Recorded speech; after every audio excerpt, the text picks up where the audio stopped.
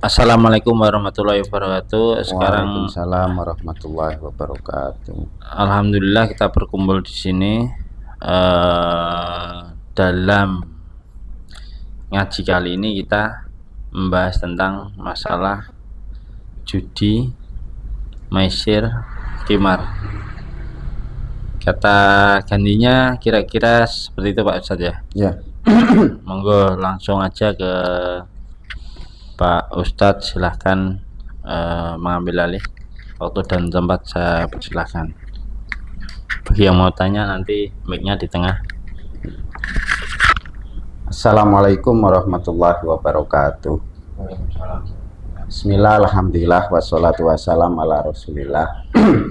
La haula wa la quwata illa billah, amma ba'd.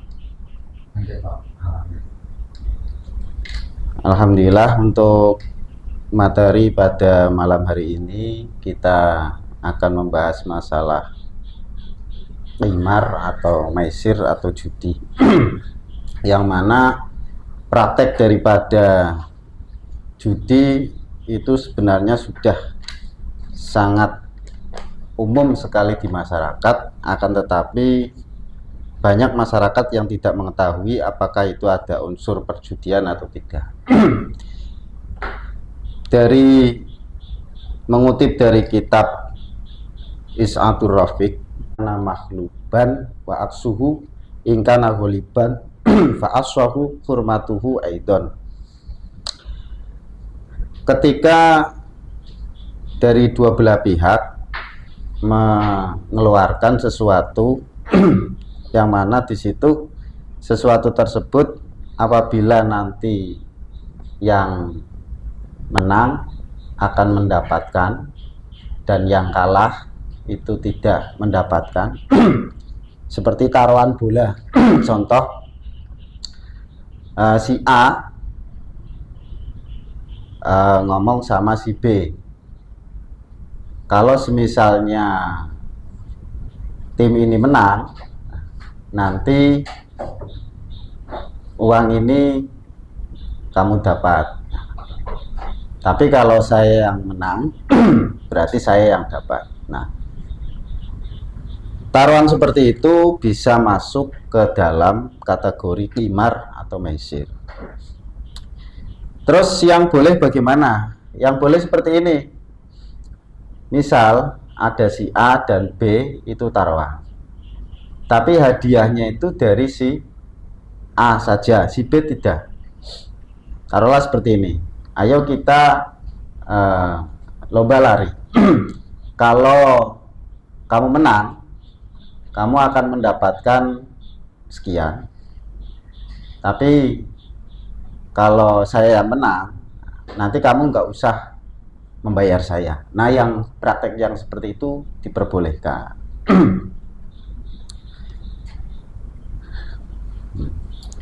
Terus ada lagi praktek yang mana di sini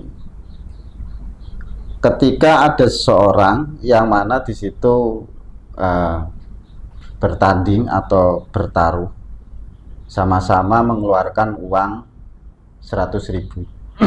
Nah, uang yang 100.000 tersebut nanti digabungkan jadi satu dan akan menjadi hadiah ketika seseorang itu adalah menang.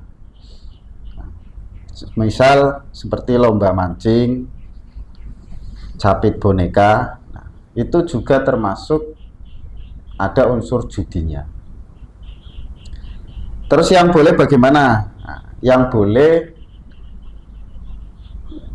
misalnya ada dua orang yang bertanding, terus di situ yang A dan B taruhlah ada uang pendaftaran 100.000. Nah, hadiahnya itu diambil dari sponsor, tidak dari yang uang 100.000 tersebut atau uang pendaftaran tersebut. Nanti yang seperti itu juga boleh. Atau perlombaan yang tanpa adanya hadiah, itu juga mutlak sangat boleh sekali. Nah, merambat untuk bulan ini adalah bulan Agustus. Nah, itu yang perlu digarisbawahi bahwasanya ketika adanya si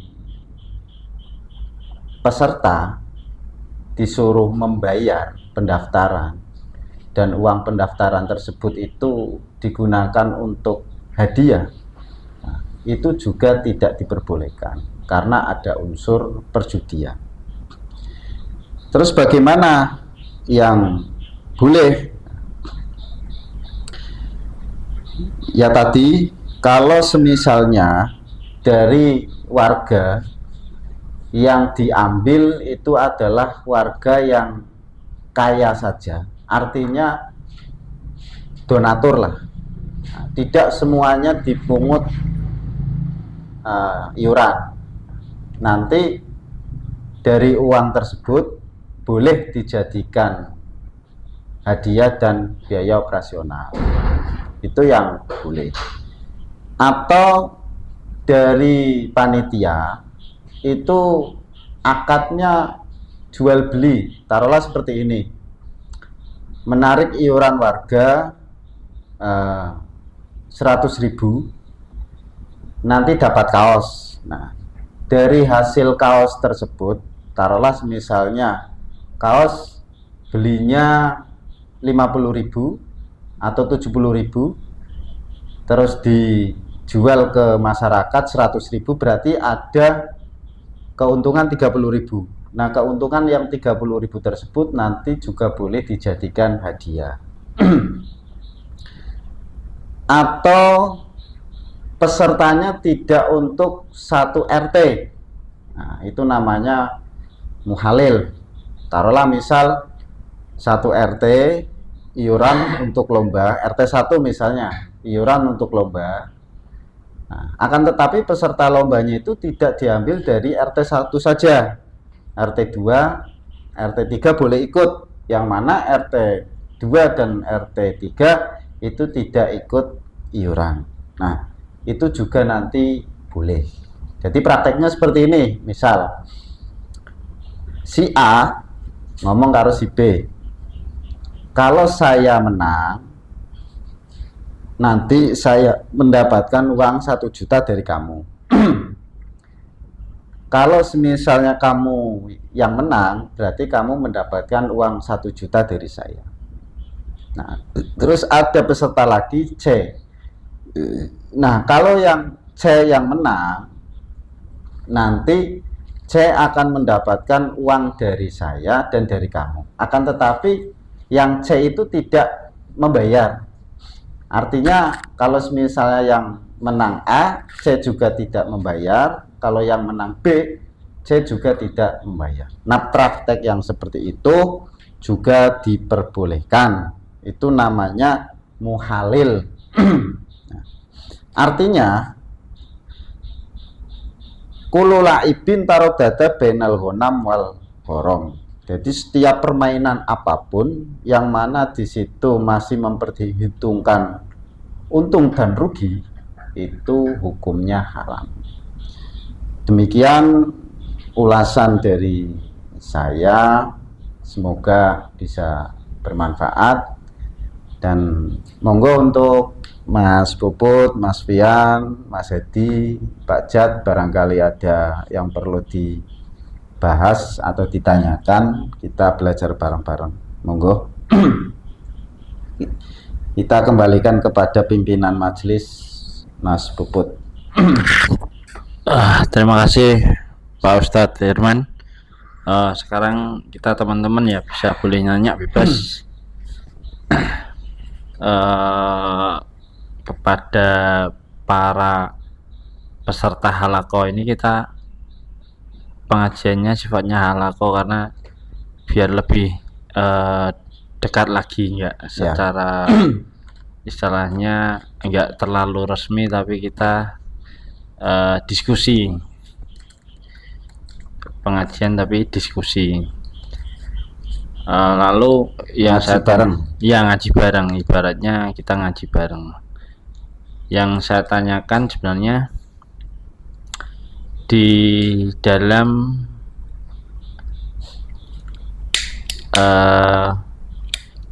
ini apa namanya, pos ronda biasanya itu ada main kartu remi.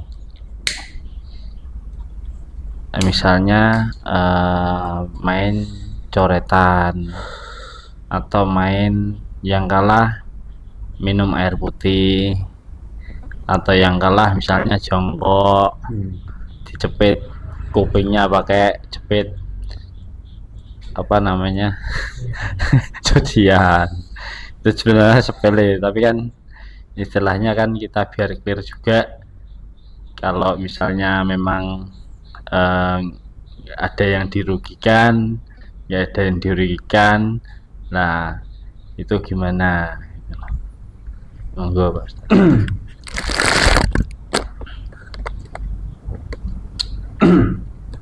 Mana Mas Pian? Berarti prakteknya itu tidak memakai iwat ya, tidak memakai ya, nggak memakai iuran atau nggak memakai taruhan, cuman pakai hukuman ya. Hukuman. Yang kalah coret, yang kalah jongkok, yang kalah capit gitu ya.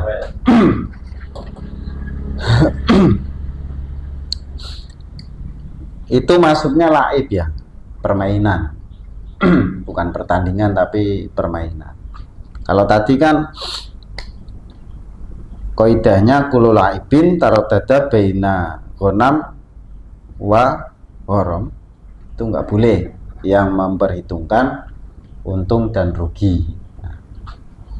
Nah sekarang permainan yang mana di situ hanya sekedar untuk hiburan ya. Nah, artinya tidak ada yang diuntungkan dan tidak ada yang dirugikan. Yang kalah itu menghibur, menghibur yang menang ya kan. Dan itu juga sudah kesepakatan dari pemain. Kalau untuk saya sendiri sih itu nggak masuk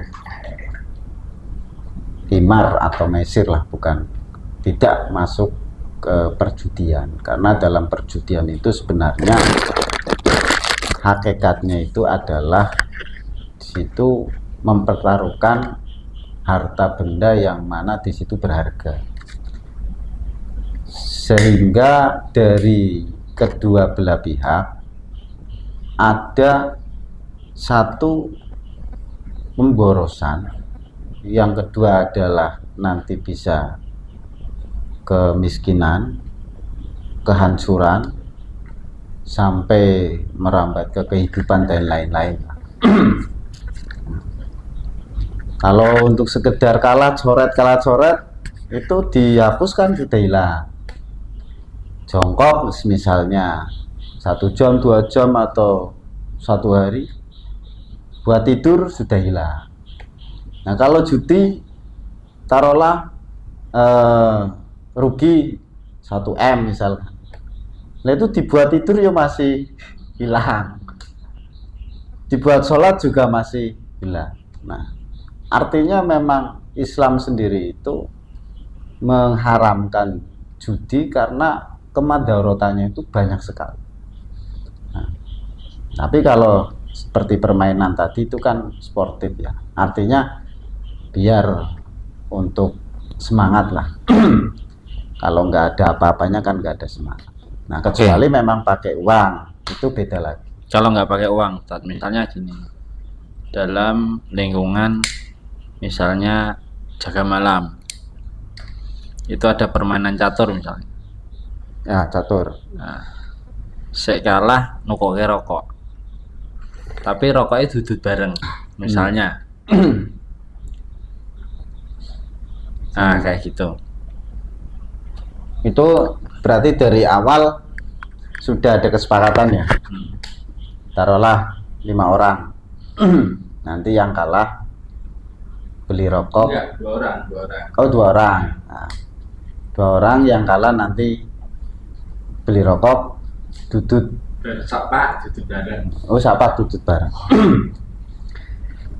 Nah, itu juga masuk itu masuk ke kategori eh, yang tadi yang pertama saya praktek judi yang bi ayan farida ahadul aibaini. Jadi ada salah satu dari kedua belah pihak, salah satu bi ikhrajil iwat itu mengeluarkan hadiah lah intinya. Liyakhudha minhu ingkana makhluban. Nanti yang bisa mengalahkan itu mengambil. Nah, artinya sama, berarti yang kalah itu nanti hartanya diambil lah. Cuman itu kan awalnya memang belum ada ewatnya, cuman ada perjanjian saja. Kalau itu sudah masuk menurut saya, persis seperti yang ada di dalam kitab Is'atul Rafiq. Jadi salah satu dari kedua belah pihak itu mengeluarkan iwat yang mana nanti diambil bagi orang yang bisa mengalahkan atau sebaliknya. Kalau dalihnya mereka kan ini biasanya nih. Ini saya ambil contoh enggak dunia catur tapi dalam dunia Biliar. perbiliatannya yang secara umum nih, secara umum. Karena mereka itu pengennya serius. Kalau dia nggak minimal yang kalah bayar table, misalnya ini minimal, yang kalah bayar meja.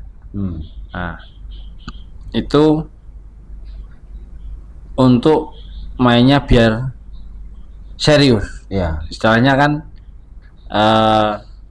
kan ragunan. Jadi orang pengen menunjukkan kemampuannya, kamu serius, aku serius. Nah, itu dalam konsep kayak gitu ya tetap masuk perjudian karena seperti tadi, tapi dengan alasan yang keseriusan tadi, yang sebetulnya bagi mereka berdua itu sebenarnya nggak berarti soal bayar table, walaupun bareng-bareng nggak berarti, tapi ada embel-embelnya seperti itu, walaupun nggak seberapa tapi ada embel-embelnya seperti itu. Bagi mereka berdua itu katakanlah harta istilahnya 10.000 lah, apa 20.000 gak masalah, tapi dengan adanya itu diharapkan keseriusannya dalam bermain gitu loh.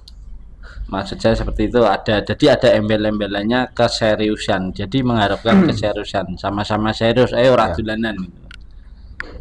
Sebenarnya gini ya Mas ya, proses pengharaman judi itu dulu itu kan memang sejarahnya itu memang tidak langsung diharamkan, karena pada zaman jahiliyah itu orang-orang pada zaman itu sangat gemar sekali judi dan minum-minuman arak. Ada yang alasannya hanya sekedar untuk bersenang-senang, hiburan lah. Ada yang alasannya juga untuk bisa mata pencaharian. Nah, ketika itu memang belum ada ayat yang mengharamkan. Nah, diharamkan judi itu ketika ada permasalahan, ada dua orang yang mana di situ adu spekulasi. Tapi taruhannya itu keluarga dan harta benda. Jadi nanti yang menang itu bisa mengambil semua keluarganya dan harta bendanya. Sehingga pada saat itu orang-orang jahiliyah itu sangat kaget. Taruhannya kok sampai segininya kan. Nah, baru Al-Quran mengharamkan. Nah, artinya ketika Al-Quran sudah mengharamkan, taruhlah seperti arak ya. Arak itu haramnya arak itu kan karena memabukkan. Tapi karena sudah diharamkan di dalam Al-Quran, walaupun sedikit tidak memabukkan, itu tetap haram. Artinya semua alasan itu tidak bisa diterima, kecuali memang darurat sekali.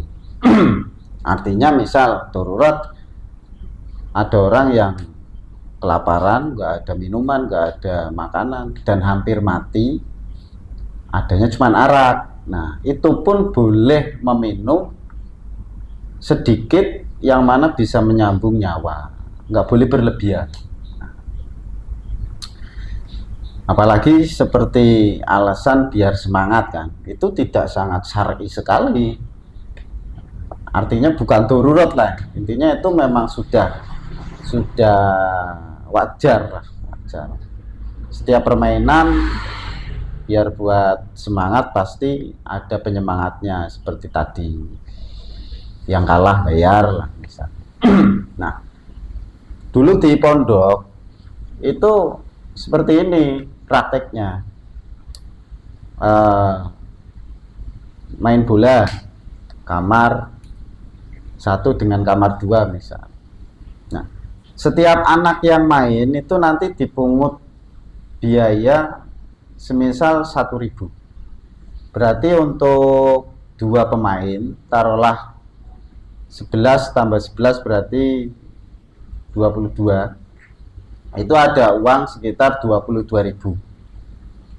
Lah nanti yang kalah masak pakai uang bersama tadi, terus dimakan bareng. Nah, semuanya. Hah? Yang kalah menang makan bareng. Ya. Nah, seperti tadi taruhlah seperti catur ya. Misalnya catur tadi dibuat sistem pemain satu, pemain dua mengumpulkan uang taruhlah 50-50. Nah, nanti setelahnya apa? Ada yang kalah taruhlah misalkan. Yang kalah beli. Nah, yang kalah beli, tapi uangnya uang bareng. Uangnya uang bareng, yang kalah beli. Beli kan berarti di situ ada unsur naik motor, nyari toko, ngetek bensin kan. Nah, nanti uangnya boleh rokoknya taruhlah misal di apa namanya, duduk bareng. Nah, itu juga boleh kalau sistem seperti itu. Atau yang seperti tadi permainan biliar itu dibuat sistem yang apa namanya, yang mukhalil. Nah, berarti antara 1, 2, 3 orang itu nanti yang bayar 2 orang, yang satu nggak usah. Taruhlah misal kalau yang A yang menang, nanti yang B yang bayar. Nah, kalau yang B yang menang, berarti yang A yang bayar.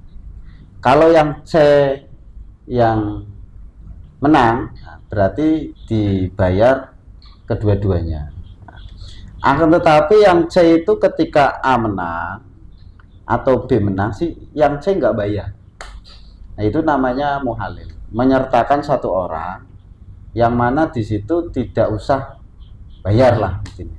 Itu boleh.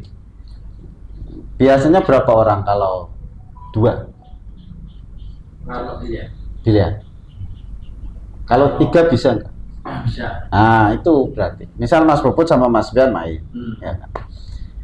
Kalau Mas Puput menang, Mas Fian yang bayar meja, tapi saya nggak bayar. Nah, kalau Mas Fian yang menang, berarti Mas Puput yang bayar, tapi saya nggak bayar.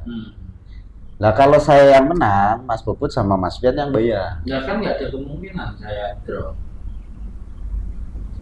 Maksudnya? Harus pasti salah satu menang. Iya, saya yang menang misal. Oh, berarti bertiga. Bertiga. Dua, itu yang tiga. nama itu mukhalil namanya. Bertiga. Atau sistem seperti ini. Loh, bertiga. Bertiga. Mukhalil itu artinya mendatangkan orang yang untuk Pak Jat itu ya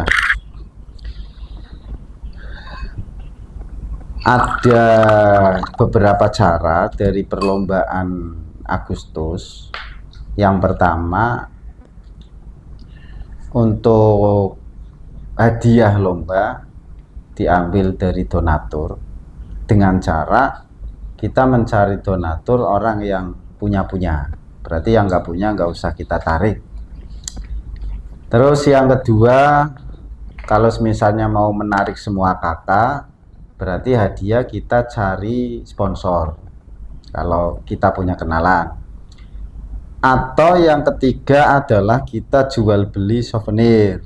Taruhlah kita kulaan kaos harga 70.000 nanti dijual ke masyarakat 100.000 dan keuntungan yang 30.000 tersebut itu nanti digunakan untuk operasional dan hadiah, karena itu akadnya kan sudah beda. Nah yang nggak boleh itu adalah semua peserta ditariki iuran dan iuran tersebut itu dibuat hadiah. Atau perlombaan gang melati tapi pesertanya dari gang mangga, gang ini gangnya apa meneh Mas? Melati, mangga, anggrek. Nah, tapi yang biayai yang melati toh. Nah, tapi pesertanya diambil dari yang tidak ikut iuran, itu juga boleh.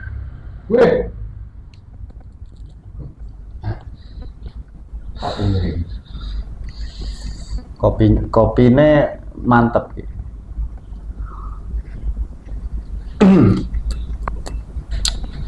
Kalau judi yang sudah termaklumat secara sistem, sudah ada fatwa, sudah ada pembahasan ulama, kan jelas kita. Nah, potensi judi berdasarkan kaidah judi, berdasarkan unsur-unsur judi yang mungkin muncul di kasus-kasus tertentu secara personal, secara individu, itu kan mungkin ada peluang untuk terjadi. Misalkan gini Pak, adanya unsur spekulasi itu kan sedikit banyak unsur judi. Adanya spekulasi ya, untung-untungan. Nah, parameter untung-untungan kan biasanya nek untung iso untung banget, nek rugi iso rugi banget. Biasanya kan nek jeneng untung-untungan kan seperti itu. Nah, kalau ada unsur spekulasi yang seperti itu di dalam kaidah unsur judi, bagaimana ketika seseorang mau berspekulasi usaha atau berspekulasi jualan dengan risiko yang seperti itu? Ya. Bon. Misal ya, iki ono buah semangka murah banget, tapi iki musim hujan, mendekati iki nek sesok panas aku bari akeh, tapi nek sesok udan terus badur iki. Ono Pak. Enggak, maksudnya artinya buah. ada nilai spekulasi Buah. yang berbahaya. Itu sudah termasuk kayak judi apa enggak? Spekulasi yang berbahaya. Kalau spekulasi Ya enggak petani apapun lah, misalkan spekulasi yang berbahaya. Kalau tadi kan sudah jelas jual beli ya, jual beli. Masalah nanti untung dan tidaknya itu kan nanti tergantung cuaca. Ya sama sebenarnya itu seperti orang anu lah.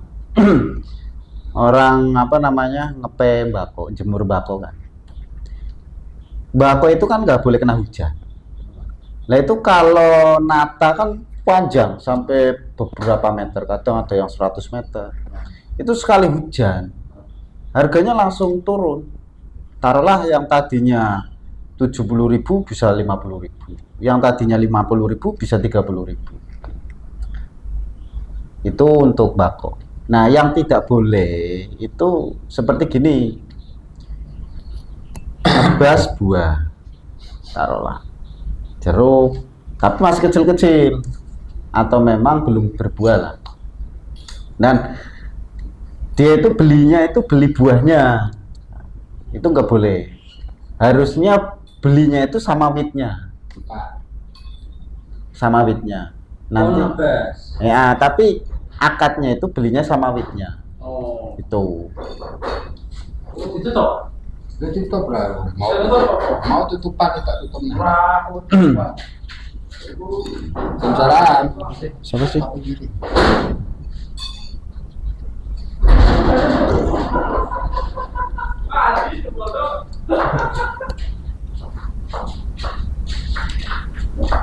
Waalaikumsalam. Nah, Mas Andi. Mas Andi jebule. Tak kira sapa kae? Tak kira Pak Faiz. Ini opo? Kita kamera. Kelaminnya nyata. Heeh. Nah, ayo dicetak. Alisa. Alisa. Dada sih no. Dada sih. Artinya gini loh kan, untuk pertanyaan saya, itu bukan ke unsur jual belinya, tapi unsur spekulasinya.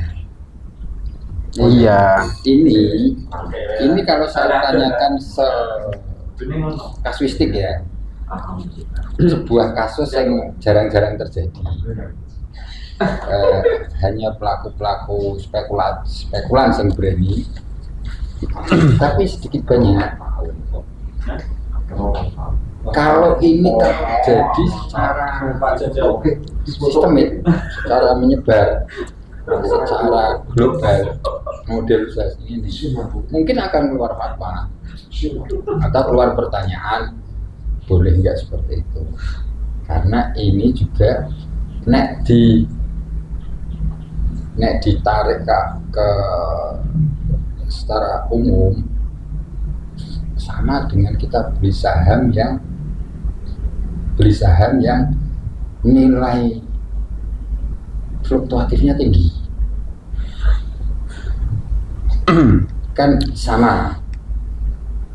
Nah, iki nek ning mau ning buah karena ada nilai wah iki sesuk nek panas terus ya payu, ora panas ya wis entek ilang-ilangan. Nah, itu seperti itu wis ana unsur judine berata.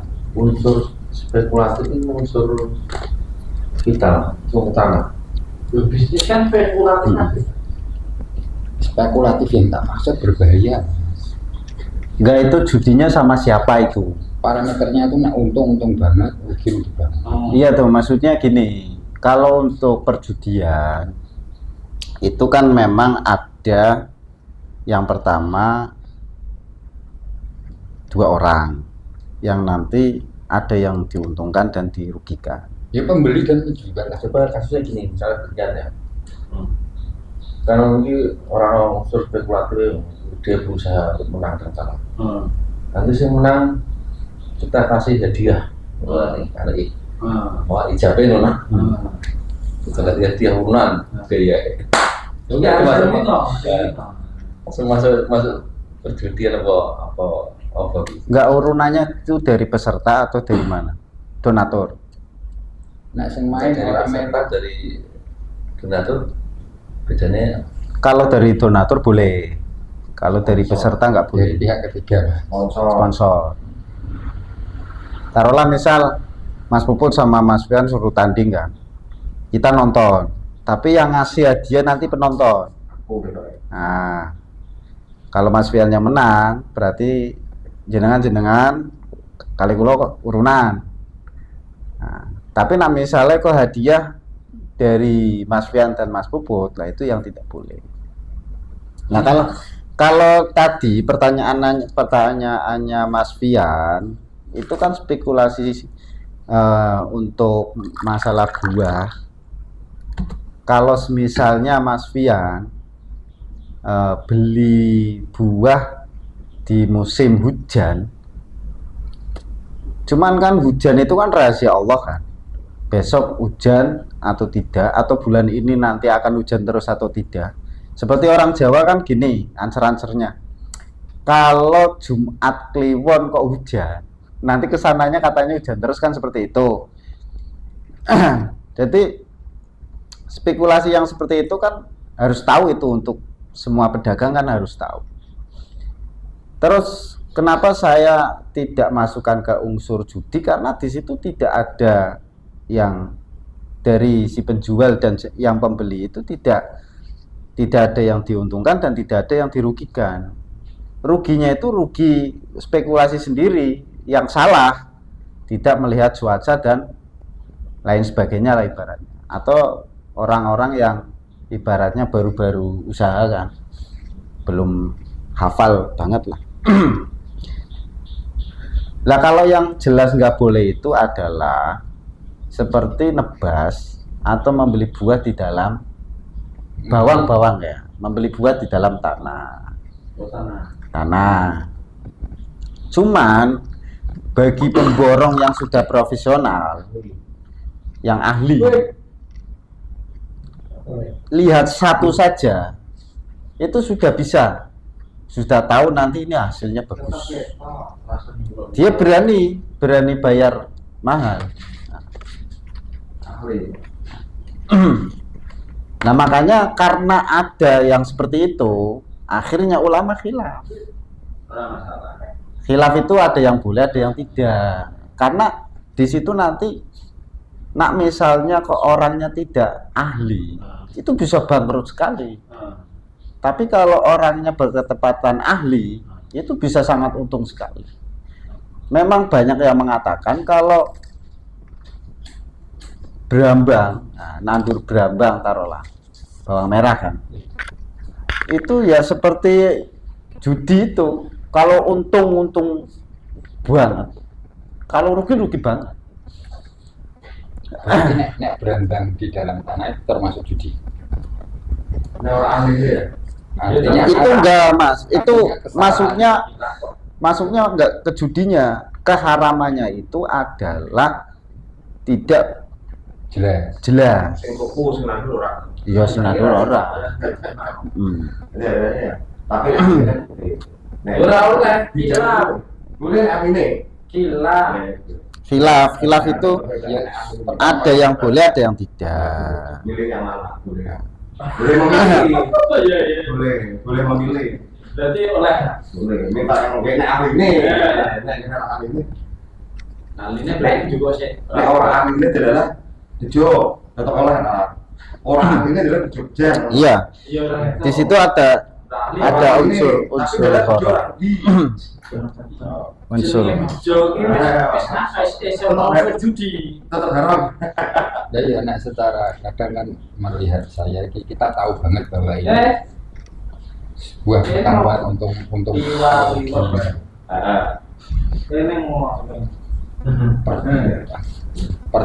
pertaruhan untuk ujian fluktuatif ini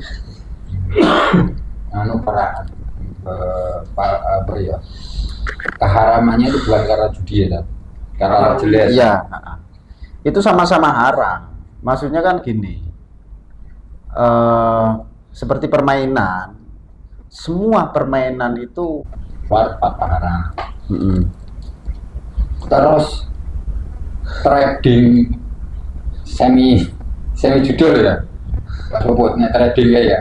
Saya trading apa sih? Bukan yang saham BEI, bukan saham. Oh, ini juga judi. Judul ya, Judi. maksudnya. Meskipun judulnya orang Tetap judi. judul ya. Karena nggak ada barang kecuali saham.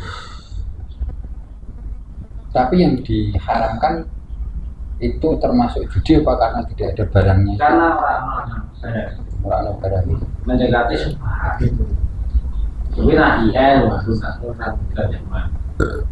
jadi gini, kita beli tapi belinya itu beli nilai bukan beli barang. Contoh nilai rupiah terhadap dolar. Misalnya saya ini 12.000. Kalau 18.000 saya beli 1 poin.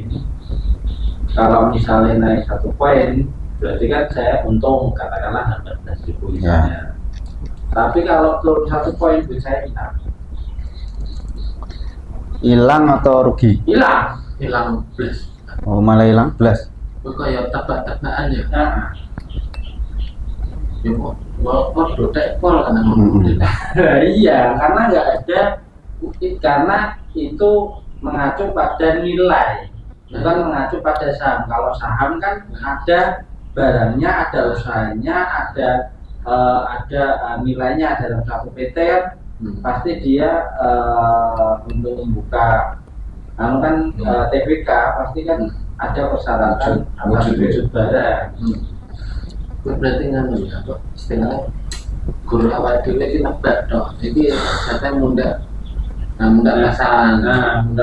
Jadi menempuh itu naik betul. apa nak orang naik awal dulu hilang plus itu. Nah saham saya punya mas. Kalau saham saya masih punya. Walaupun dia turun sampai 70%, saya rugi. Saya tidak jual, tapi nilai saham saya tetap segitu. Nilai saham ada. Ada, ya hilang, nggak bakalan hilang. Nanti kalau naik baru tak jual, karena ada nilainya. Terus kembali ke pertanyaan gue, andaikan itu tidak judi dan tidak bukan barang yang dijual juga jelas, sebaiknya seperti apa nek ketemu spekulasi yang sangat fluktuatif. Besok nek rugi banget, nek untung bisa untung banget. Itu ketemu dengan sebuah kasus yang seperti itu, sebaiknya kita gimana? Diambil. Yaitu yang tadi Orang. pertama saya katakan, ada kaidah yang mengatakan sesuatu yang belum jelas itu tidak bisa dihukumi. Artinya itu hukumnya itu memang nggak ada. Kalau untuk ukuran fikih sendiri harus dihindari. Artinya nggak usah diambil kalau memang spekulasi kita itu tidak mampu. Nggak jelas nanti akan hasil atau tidak. Ini berbeda dengan kita pasrah. Pasrah sama Allah ya. Bismillah lah. Niatnya nolong, niatnya bantu, niatnya usaha dan lain sebagainya. Misalnya untung ya alhamdulillah, rugi yo insyaallah no kembali nih. Tapi kalau misalnya sesuatu yang nggak jelas, kita tidak mampu untuk spekulasi, lebih baik kita tinggalkan. Karena tadi kaidah mengatakan sesuatu yang belum jelas itu tidak bisa dihukumi, harus jelas semua. Kalau misalnya mau membeli barang apalah, merek apa, ini nanti pasarannya ramai atau tidak di sini. Kalau nggak saya ambil, nanti keambil orang. Kalau saya ambil takutnya nggak jalan seperti itu. Nah itu itu bukan fluktuatif menurut saya. Biasa aja, spekulasi yang standar itu. Ya itu kan boleh, kalau seperti itu kan boleh. Nah yang saya tanyakan kasus yang tadi kan adanya ring atau jarak yang besar, nek rugi nih jeblek ada, nek untuk gede banget.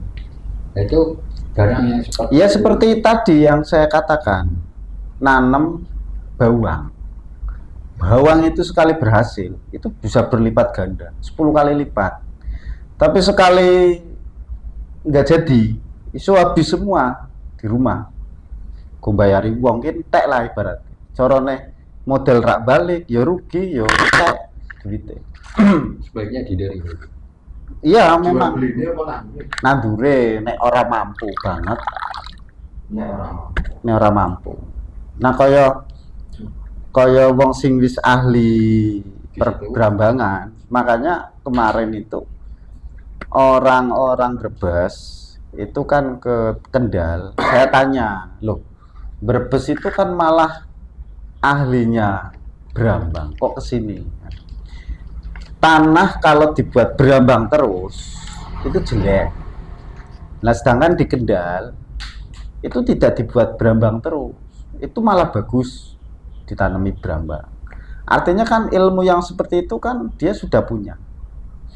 Nah untuk orang-orang yang demikian itu nanti boleh ibaratnya kita apa ya, pokoknya untung-untungan lah nandur, tapi dia itu punya ilmu yang cukup. Kalau semisalnya ada pemain baru yang mau main berambang lah taruhlah, Pak nandur tapi dekne ilmu ora cukup, ya mending ra usah.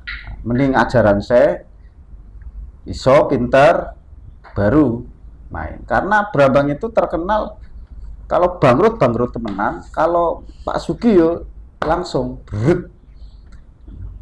Paling rawan katanya itu berambang, paling rawan. Semua tanaman, semua apa ya, awalnya kan pasti seperti itu, mencoba, artinya Ya, spekulasi nih. cuman untuk modal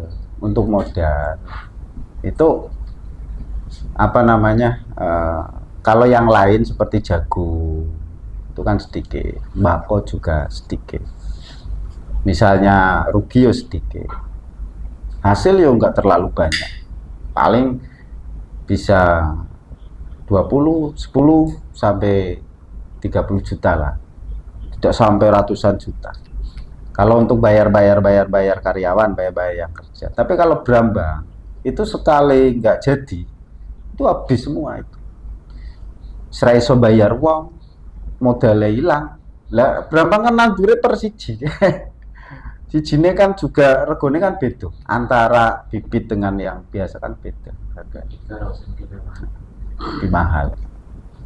Nah kalau jagung kan nanti nandur siji metune kakek kan. Nah, berambang kan paling isine engko telu papat, siji dadi telu dadi papat.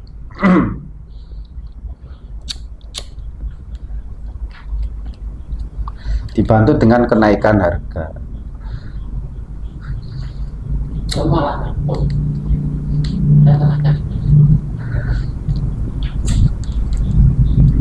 Kayak dulu awal-awalan saya mondok itu lucu, ngaji nggak tuntas itu ya gini, kelas 1 dapat pelajaran tidak boleh kencing menghadap kiblat. Nah, ketika saya sholat di masjid Al-Mutakin, tempat kencingnya itu menghadap kiblat. Nah, saya kan bingung, loh ini masjid besar, pengurusnya takmirnya kiai semua, tapi kok tidak sesuai yang di kitab kan. Akhirnya saya nggak jadi kencing karena sesuatu yang belum jelas nggak boleh dihukumi kan. Saya nggak jadi kencing. Nah, terus saya ambil tempat kencing yang sebelah selatan. Nah, itu kan nggak menghadap kiblat. Terus pas ngaji lagi, boleh menghadap kiblat kalau ada penutupnya. Nah, itu baru, oh pantesan di masjid situ tempat kencingnya menghadap kiblat semua, itu tidak masalah karena ada penghalang penutupnya. Awalnya juga seperti itu, karena dapat keterangan sesuatu yang belum jelas tidak bisa dihukumi, jadi lebih baik ditinggal. Ya saya nggak jadi kencing di situ, saya muter. Tapi sekarang karena sudah tahu, ya saya di situ. Yang penting ada penghalang. Nah, ini bicara masalah hukum. Kalau bicara masalah adab, beda. Seperti meludah itu nggak boleh ke kiblat, itu nggak sampai haram, itu ada. Kencing arah ke selatan lu kan, nggak ada kita omong ya. Ya itu Juga ya udah gini. Ini juga kan terbuka. Nah, zaman saya ya kalau perhitungan saya dulu itu kan kencing menghadap kiblat saya tinggalkan karena saya nggak tahu.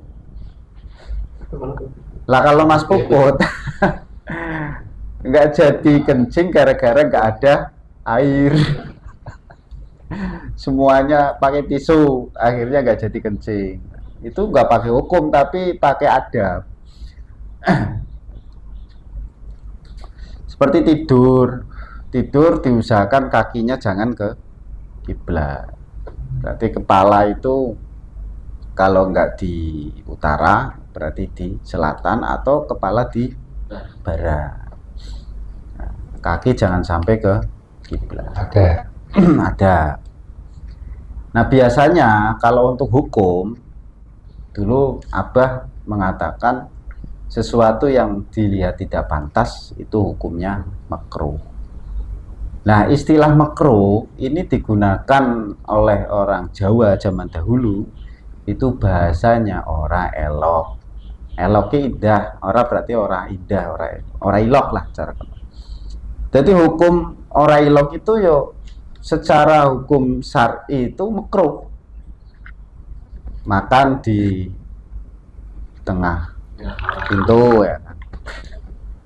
Terus apa namanya duduk di atas bantal, jadikan wudunan dan lain sebagainya.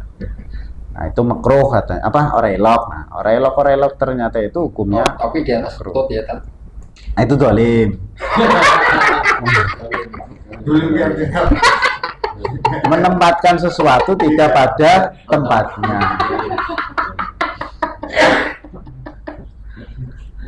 Nanya bener. Boleh. Monggo Pak Faiz. Boleh ini untuk usia kita ya.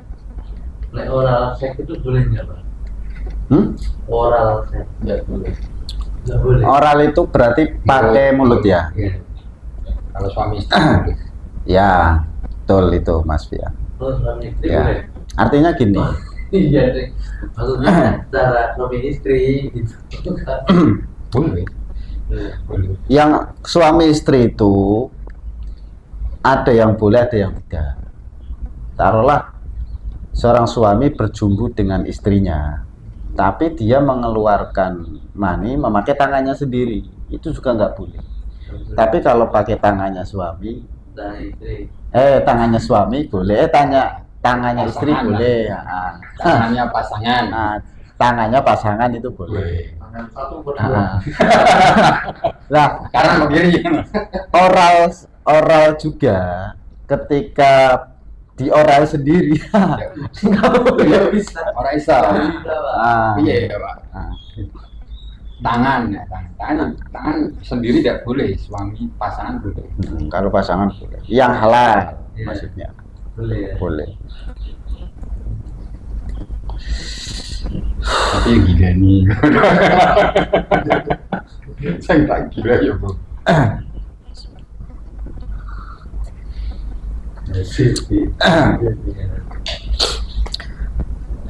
Ya termasuk dengan hewan juga nggak boleh.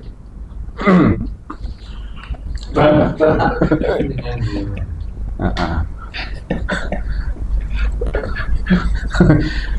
Bedus, ayam dan lain sebagainya itu juga nggak boleh. Walaupun ayam medus itu nggak ketakle, nggak terkena hukum dosa dan nggak terkena hukum pahala, tapi tetap pakai itu juga nggak boleh. Sebenarnya yang paling sering terjadi malah onani, Mas. Onani itu jelas haram Mas, sendirian.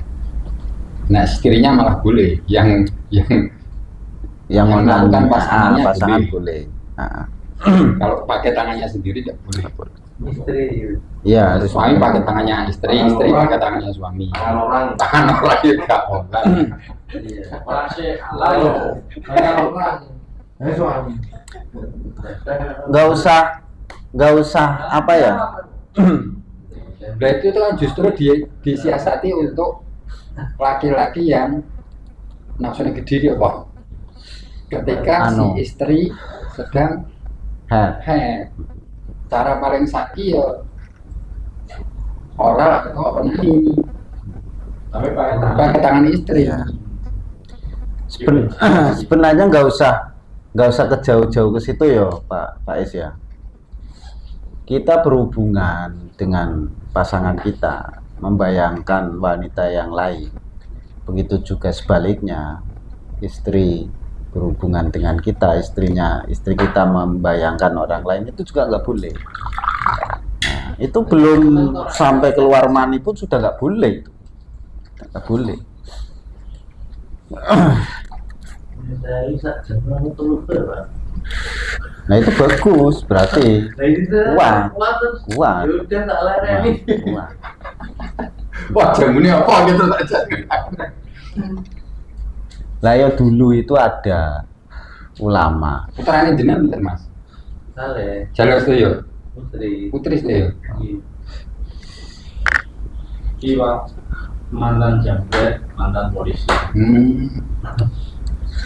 Jambret yang kalau penjara betul jadi polisi. Masa ini? Penjara nek. Akhirnya betul, jadinya itu keplak.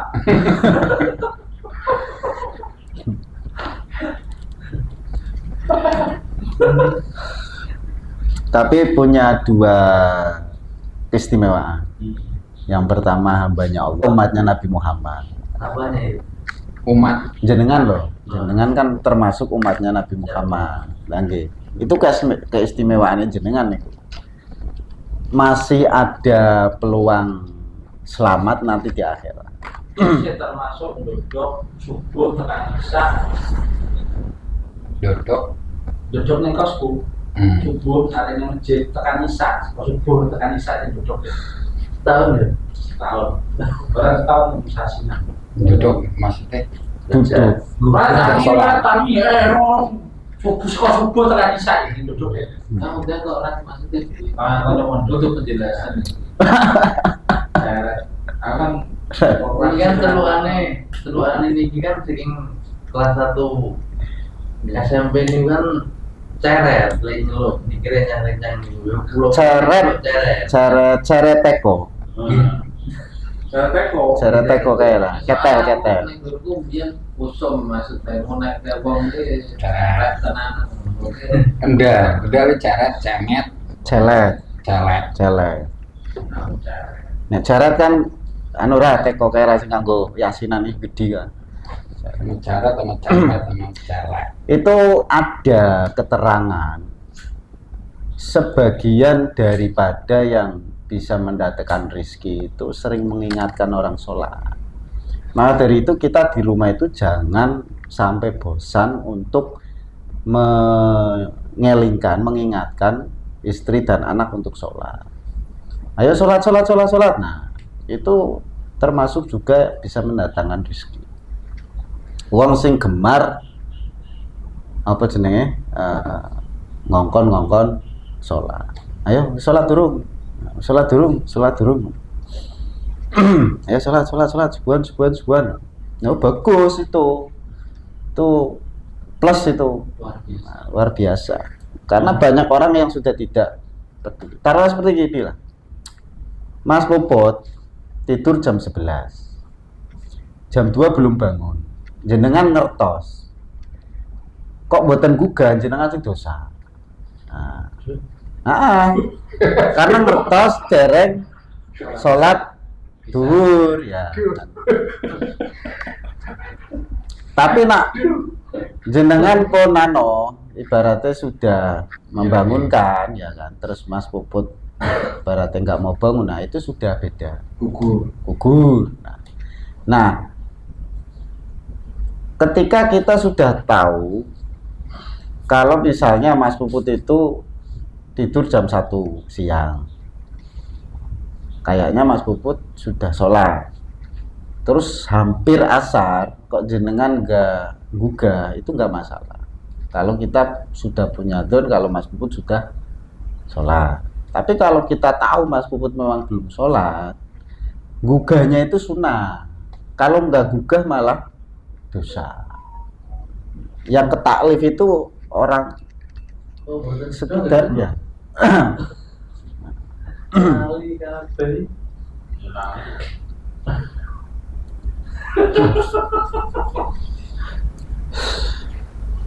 Wong edan juga wong waras kon sholat.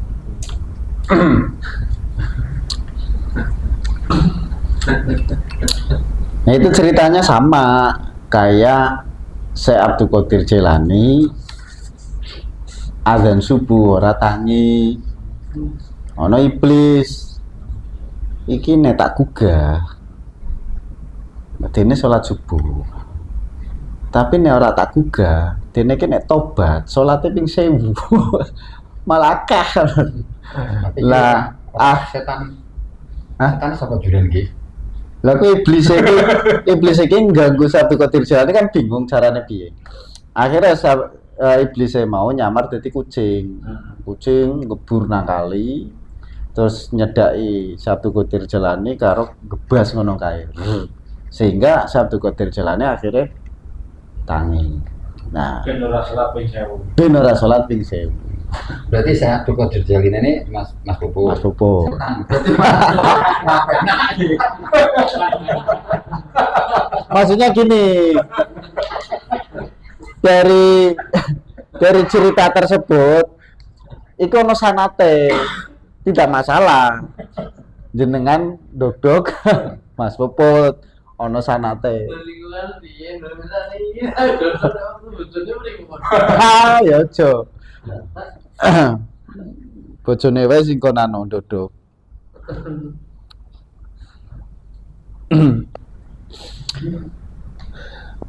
Nah, niku wow pertanyaannya Mas ini, Pak. Orang yang libidonya tinggi. Hukum nikah kan kadang ada wajibnya ya, Tat? Ya. Wajib, sunnah, Haram, wajib, sunnah, haram, makruh. makruh. Emang haram sih, Tat. Nah, cita-cita nilai. Iya enggak, maksudnya kan gini. Ada dua unsur. Yang pertama sudah bronto, nafsunya sudah tidak terbendung. Terus dia punya biaya, itu nanti wajib. Lah nek duwe bojo. Hah? Pertanyaan saya nek duwe bojo. Wes wis duwe bojo. Wis duwe bojo. Wis duwe bojo, libidonya tinggi, istrinya gak ngatasi. Kuwi wajib tambah. Ya itu makanya dari syariat sendiri kan ada ya hukum yang saya sendiri itu sebenarnya kurang setuju tapi sudah menjadi hukum. Seperti nikah siri tanpa sepengetahuan istri itu boleh. Lah, ya kemungkinan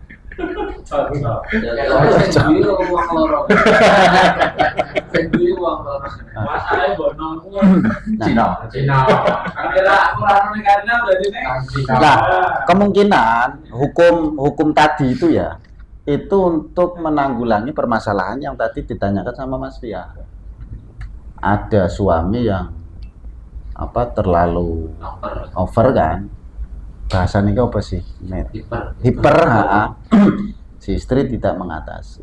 Daripada nanti pakai tangan sendiri, pakai ayam, Zina dengan orang lain. pralon dan sebagainya.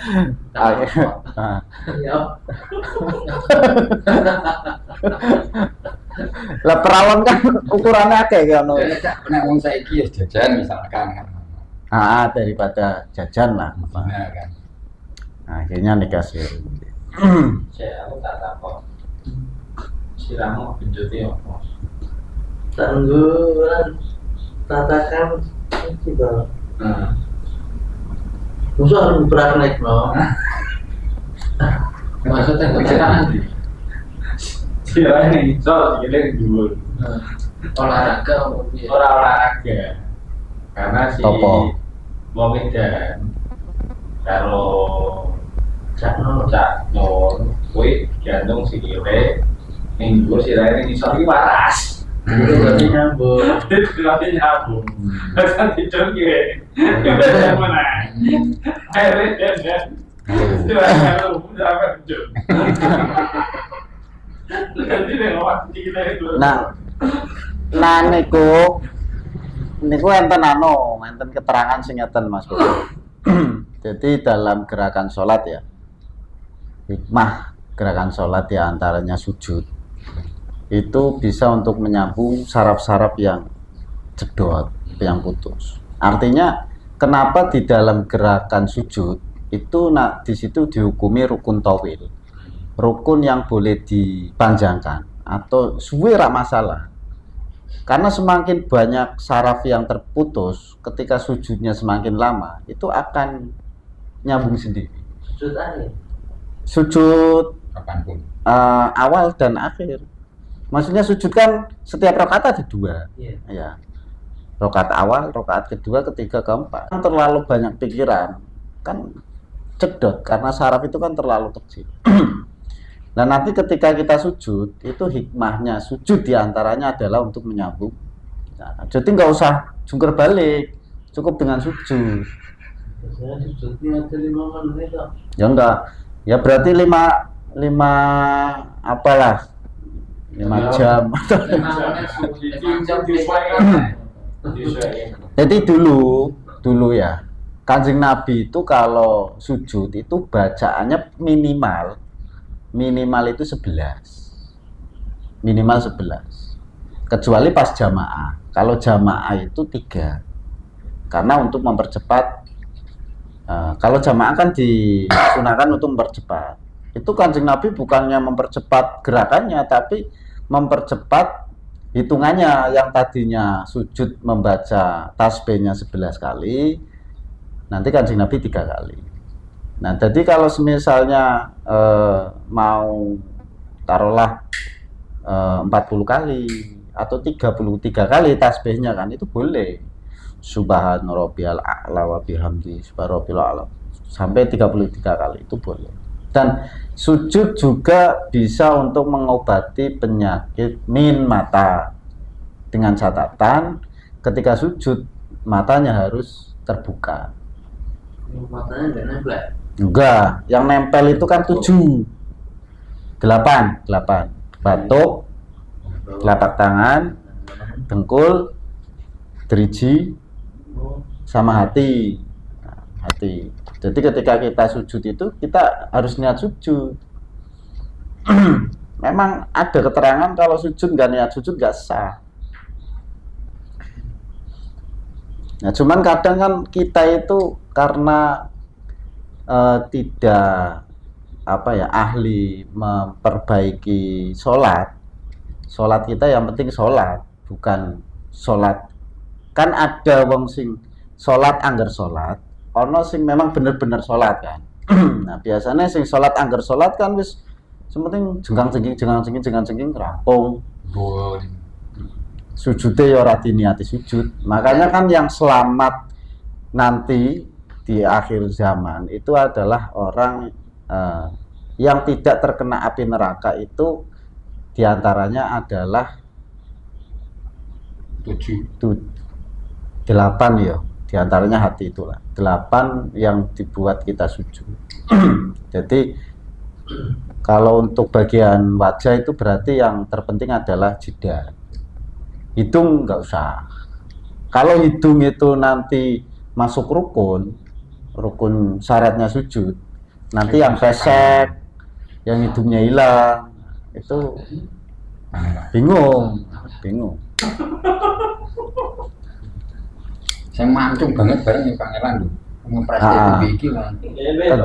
Jengkingan nah. Oh, sampai aja ini. Oh, ada sampai yang pangeran sport.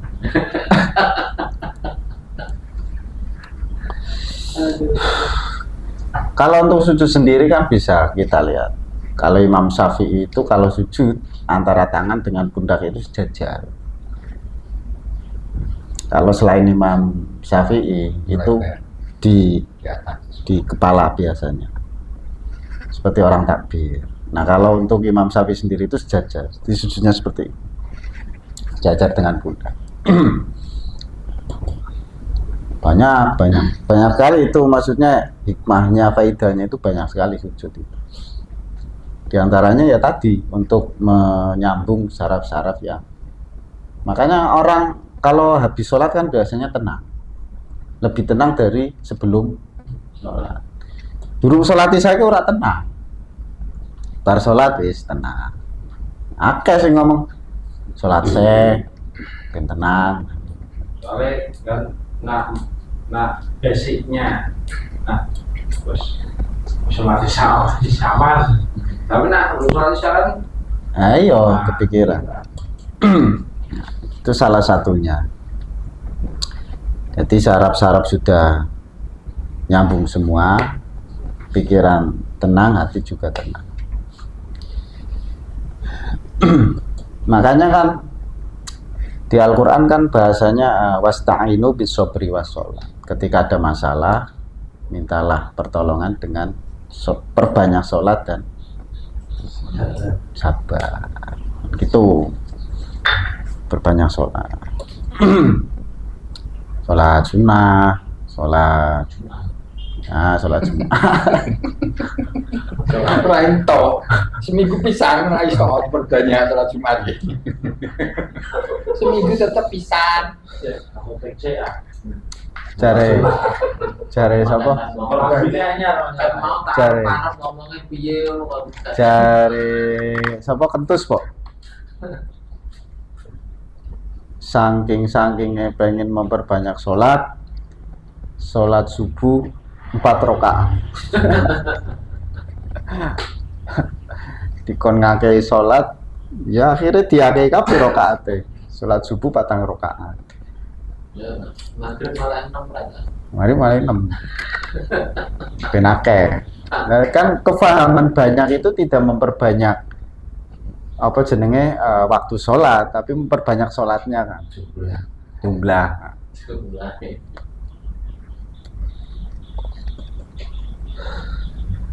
Ini hari kotor. Nah, kalau kembali ke judi, apa yang ditanyakan Mas Puput,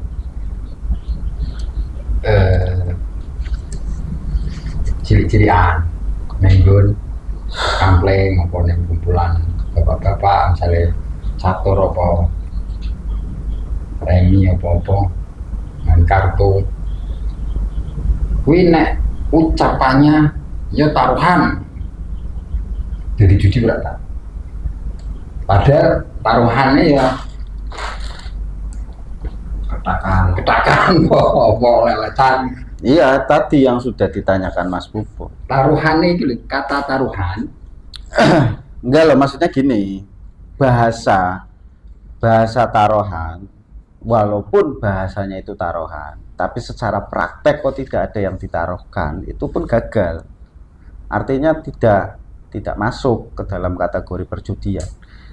Tidak ada kata-kata taruhan, tapi secara praktek kok taruhan, itu masuk judi. Jadi perhitungan judi itu tidak pada ucapan, akan tetapi memang pada praktek. Apa yang dipraktek. Kadang kan ada orang yang nggak tahu, seperti capit boneka ya kan. Capit boneka itu kadang di depan SD. Nah, di situ sebenarnya nggak ada anak yang tahu kalau itu judi. Dan di situ juga bahasanya nggak ada perjudian. Tapi ketika si anak tersebut itu beli koin, terus dimasukkan, dan setelan daripada capit itu memang sangat rentang sekali untuk bisa mengambil. Yang mana di sini dikatakan yahtamilu ayah shola alaiha wa yahtamilu ala yahsula alaiha. Bisa hasil bisa tidak. Fahuwa dakhilun fil maknal maisir.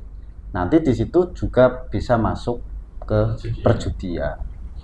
Karena bisa hasil bisa tidak.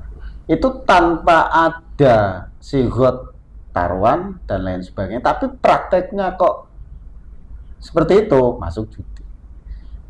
Apalagi hanya sekedar ucapan dan prakteknya tidak ada. Seperti ginilah. Dalam kitab Qatrul Wes itu kan kalau sistem Allah mencatat itu kan seperti ini. Kalau niat buruk itu tidak dicatat. Melakukan keburukan baru dicatat 1. Sebelum 6 jam kok sudah istighfar, sudah tobat langsung dihapus. Kalau niat kebaikan langsung dicatat 1. Melakukan kebaikan dicatat 10. Jadi main remi niate taruhan, niate kan, dengan ucapan. Sama Allah belum dicatat. Nanti kalau memang ada uangnya, baru dicatat. Nah itu sistemnya. Kali ini 6 jam ya? 6 jam. 6 jam obat baru habis. Iya makanya dulu. Apa nanti? Harus niatin kali yo. Makanya kan dulu gini kan, pas saya apa namanya baca kitab Qatrul Ghaith sama anak santri kan gini. Kamu semua, saudara-saudara semua, itu jangan menganggap 6 jam itu adalah waktu yang sangat panjang. Jangan dibuat 6 jam kurang sedetik baru istighfar. Ngakali malaikat raqib atid maksudnya. Gitu. Dek niki Pak nyatet. Nah, ngenteni kurang sak detik. Astagfirullah. Lah situ kan.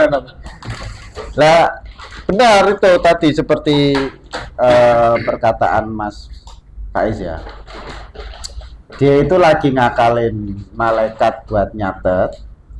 3 jam meninggal dunia. Katakan Isra. Malah sing ngadepi langsung mungkar nangkir. Berat. Makanya ayo apik. Ada 12 manusia yang tidak terkena hisab.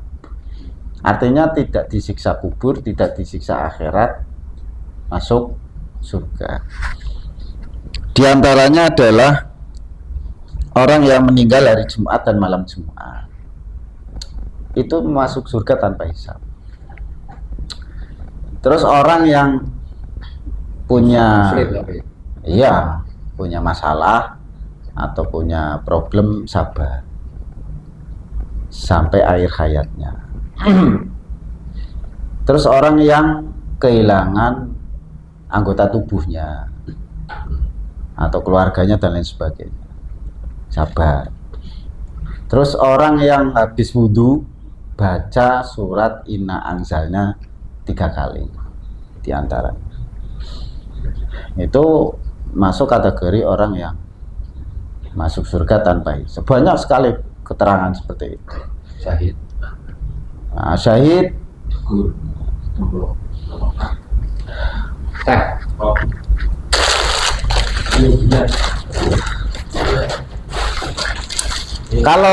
kalau kita itu insya Allah nanti selama tolabul ilminya masih jalan ya syahid. Taruhlah seperti Mas Fian punya IPWM, setiap 1 bulan sekali berangkat. Ketika meninggal, kok orang ini yang meninggal, kalau misalnya masih hidup, dia akan berangkat ngaji, ya ini syahid karena masuknya thalabul ilmi. Maka dari itu jangan diremehkan, ngaji itu jangan diremehkan.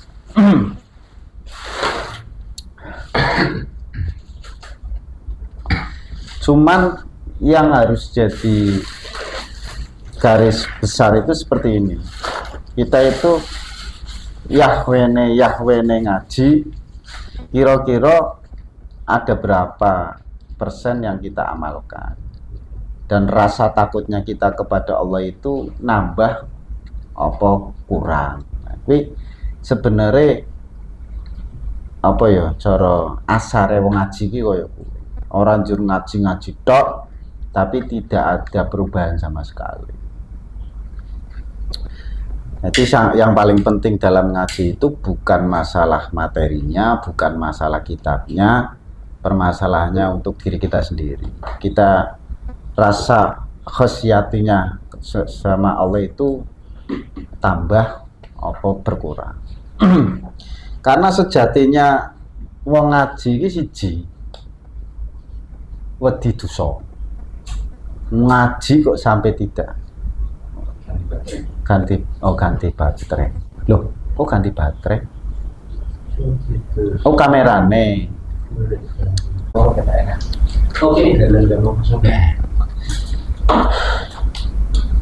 Lanjut. Nah, sekarang berarti ini nek koyo permainan, nek umpama taruhan. Hadiah nek diambil tetap judi nggak? Yang umpamane hadiah nggak diambil. tapi tidak diambil dengan keinginannya sendiri. Seperti jalan sehat misal. Jalan sehat. Jadi bulan tapi tetap niatnya mau hiburan lah, mau hibur. Ada walaupun sepele ringan kan tetap ada unsur guru deh. Unsur guru deh. Tapi nek haji nggak jambil gimana? Ini ngenggok ini. Ngenggok ini. Boleh lah hiburan tapi ngenggok ini haji tapi. Ya, kalau itu enggak.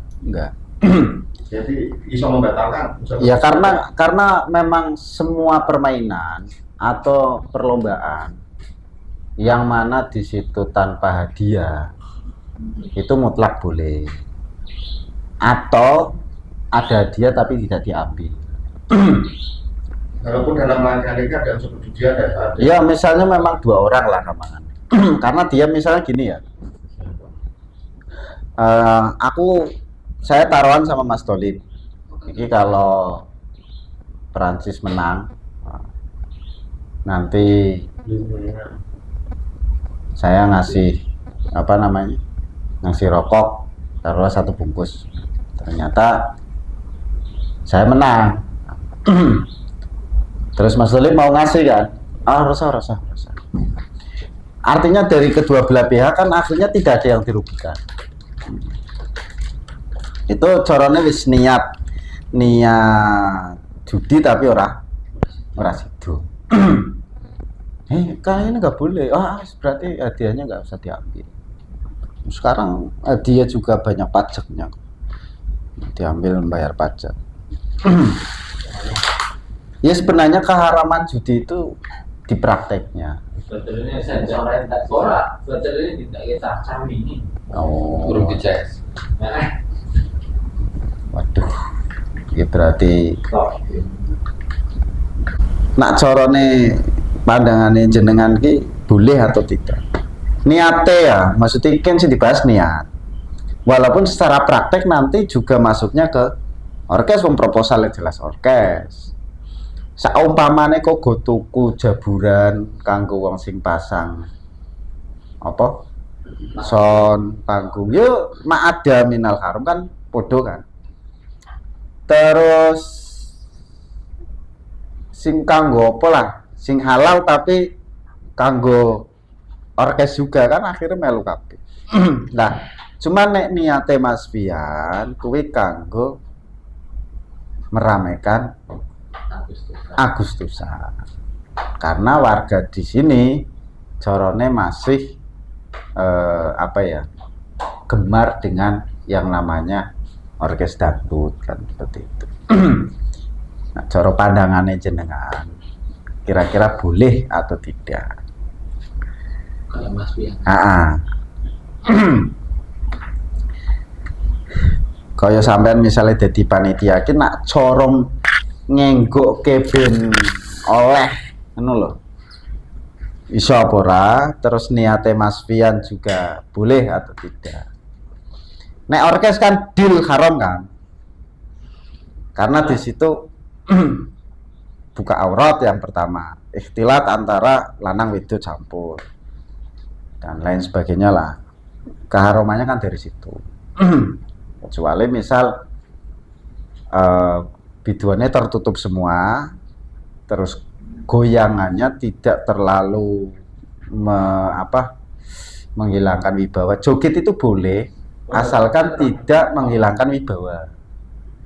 Makanya kaya Gus Kausar ini kan pernah viral joget ya kan. Itu fikihnya nggak apa-apa, hanya sekedar kayak gitu. Ora sampai nemen lah samane. Nek nemen memang nggak boleh. Jadi misalnya biduannya kok ketutup semua aurat, terus tidak goyang, yo bau batok lah. Terus penontonnya kok di-skat antara cewek kalau cowok. Nah itu mungkin bisa.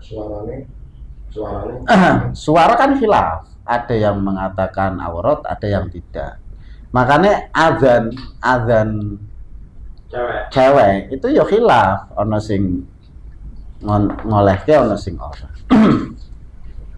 Taruhlah misalnya Neris, ono wong wedok terkenal elek sak desa. Wong lanang karo wong wedok ki ora ono sing nafsu. Ra ono sing pengen. Sekalipun dia itu adzan bendino, ora ono sing nafsu. Ora ono sing apa ya gampangane iki Tara 11. Nah, itu makanya khilafnya seperti itu. Bisa ada kejadian yang ono wong wedok sing ora dipengini wong sakampung. Pak dene ngomong, Pak dene adzan, Pak nyanyi, wong iki serak peduli, biasa tok lah gampang. Oh, tapi nono wedo ayu utawa orang ngerti ujug-ujug ana wong ngadan cewek kan mesti suara kok merdu nih. Lah sebenarnya itu menangani masalah khilaf itu nanti biasanya banyak yang mengambil hukum sosial. Contoh seperti anak kecil yang belum sunat, kan ada ulama yang mengatakan kalau anak kecil yang belum sunat itu membawa najis, maka dari itu tidak boleh masuk ke masjid. Dari sebagian takmir yang mengikuti pendapat itu, kadang anak kecil yang masuk ke masjid diusir. Terus ada lagi ulama yang mengatakan itu enggak masuk dohir, tidak masuk najis secara dohir. Artinya itu masuk najis secara batin. Kaya dewe kan nanjur ono getih.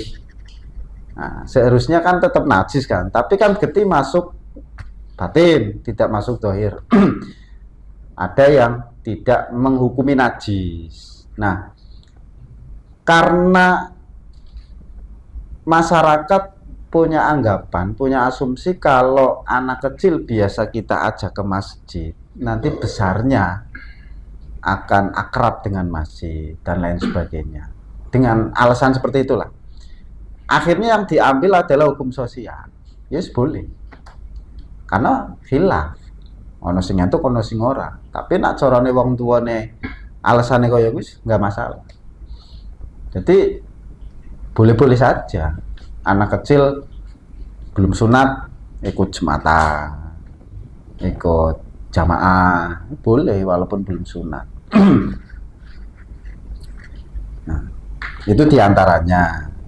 Nah, seperti kayak tadi kan niatnya Mas Pion itu untuk meramaikan HUT kemerdekaan, karena perjuangan dari pahlawan-pahlawan itu perlu kita Apresiasi.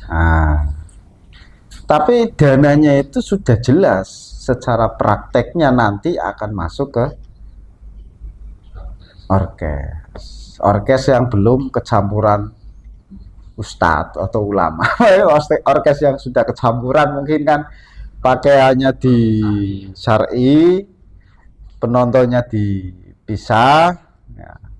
Tidak ada joget-jogetan. Kalau musik juga kan, musik itu kan juga khilaf juga. Dan musik itu kan gini,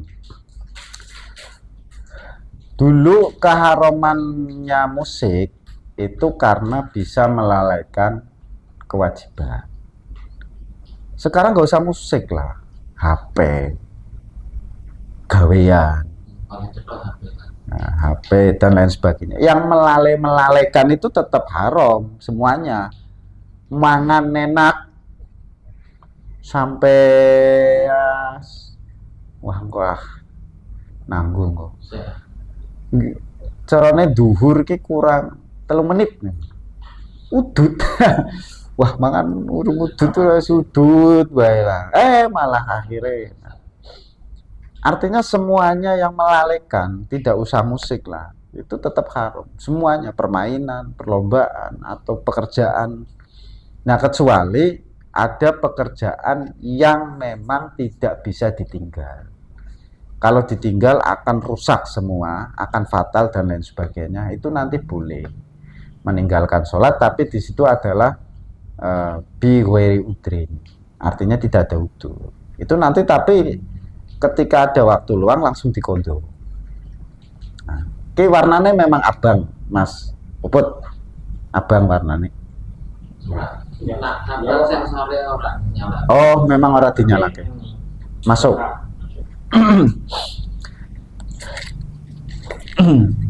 Nah itu menurut Mas Tolib carane praktek ke Mas Fian mau ki piye? Boleh atau tidak? Nah ini bisa juga terjadi nang sampean kono panitia, ya kan? Panitia marani ume sampean, delok proposale orkes dangdut, lomba dan orkes dangdut misalnya kan. Lah, jadi kan ambil dulu ya kan. Nah iya maksudnya kan, nak corone jenengan otomatis ketika kita tidak ikut andil kan, yo tanggapan masyarakat piye, kita bisa dikucilkan, bisa dilihat sebagai sok suci, sok lah gampangane kan gitu. Tapi ketika kita mau memberikan, yo tapi dewe wis ngerti ra hukume kan ono kuwi ra. Nah di situ kan nanti akan terjadi apa ya bahasanya ki antara aku ki kudu ngait tapi ben ra dosa ngono kuwi kan. Piye carane aku yo ikut meriahkan dengan iuran tapi saya tidak terkena dosa kan seperti itu. Nah itu sudah umum. Kalau Agustusan kan umum mesti. Oh nggih Pak Jar. Amit. Buka gembok itu jam setengah ji. Di rumah stasiun Solo. Nah, yang malah jelasar. Tadi pas. Aja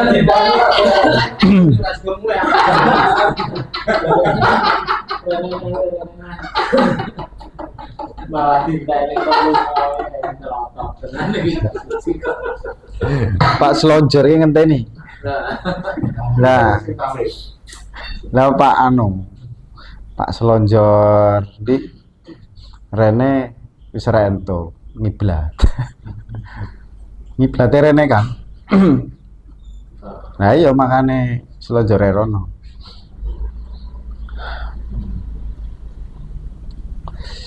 Lah mungkin Mas Fian duwe apa ya? Trik atau cara lah. Nah aku nggak mau bilang, tapi ning kene ono orang mutlak oke. Orang mutlak oke. Orang mutlak oke ada kegiatan lain. Campur. Aku bikin pas ngono kuwi yo karepku tak kei barang. Barang sedianya. Misal iurane 200.000 golek sing nang kono anggarane 200.000. Ora barang sedia. Jadi ada beras lah. Misalkan kalau dipasangin nanti ana kegiatan lomba ini. Ana lain-lain. Ayo kuwi. Posisinya Tapi ngono ki iso gawe ribet panitia apa ora? aku tuku barang kan jadi. Berarti ora duit tapi barang. Tapi pasir kayak dijual nih. Lomba. Dan dari sisi caranya ya. Murah. Kalau lomba kan dari sisi biaya penguatan. Biasane yo dadi siji. Lah kuwi makane Mas Fian milih sing lombane. Carane delok nang wis ra iso di kanggo kipasan biduane kan ra iso ra. Lah iya misale wah dia wis akeh iki ono kipase Mas Fian ki anu biduane kepanasan. Kok kipasan.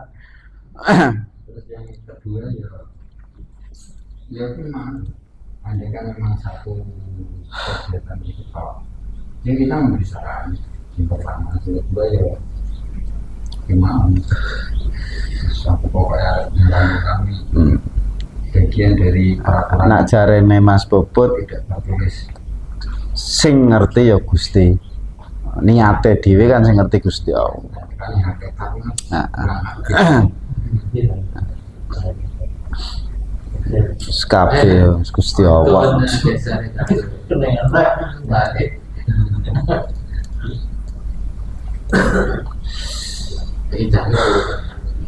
Nah,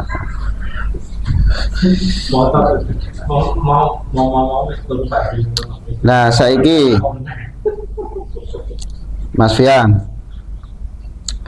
ada perjudian atau taruhan yang mana di situ mempertaruhkan sesuatu yang tidak berharga, misalnya rokok saler, misalnya.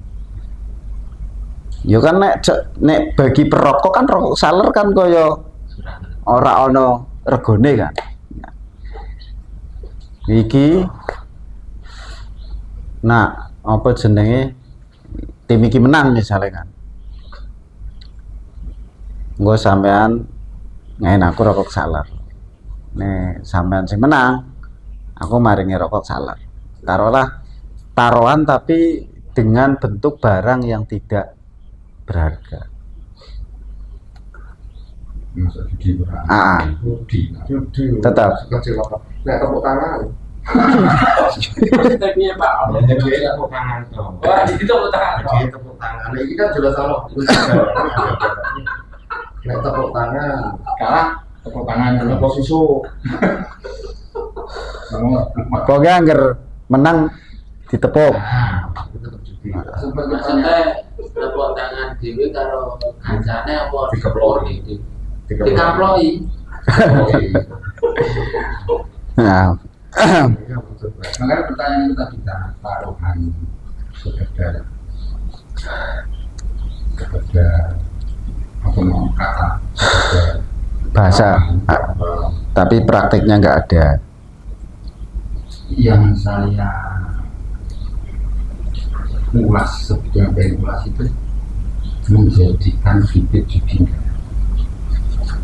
Nah, mau taruh kali biasanya sama Pak. Kok aja kebul kok. Aja. Kuwi gupak. Oh, aja cedak ke bupa. Itu ya kayak judi. Wala taqrabu zina. Iya rajin. Ayo maksudnya kan potensi untuk nanti akan menjadi judi kan ada ketika kita itu dalam semua permainan ada bahasa ayo taruhan yo muah orang yang duit pak dolanan meneh ayo taruhan yo ora ayo taruhan yo ngono lha engko kan ana wong ujug-ujug ayo ngono kuwi kan akhirnya kan nanti akan seperti itu mungkin dah dari pertama yang hanya sekedar ucapan terus akhirnya nanti akan terjadi yang dipertanyakan Mas Fian kan yang itu yang sekedar ucapan itu yang nanti berpotensi untuk ada bibit judi menjadi bibit judi apakah itu termasuk masuk judi kan seperti hukum zina itu kan diawali dari berpacaran ya. Kalau paribasan aja Cedak ke bupa. aja cedak kebuka itu kan artinya nah saya melihat dari pernyataan siapa si Gus apa Kita itu dia udah maksudnya kita kita terus juga kalau sudah misalnya kita jelas nggak boleh ya saya Gus kita main jelas ini mencara bahwa jelas sedangkan final amalu kan niat sedangkan niat kita tidak judi tapi membalik orang untuk tidak berjudi jadi niat dalam hati tadi kowe menang tetap aku yang bayar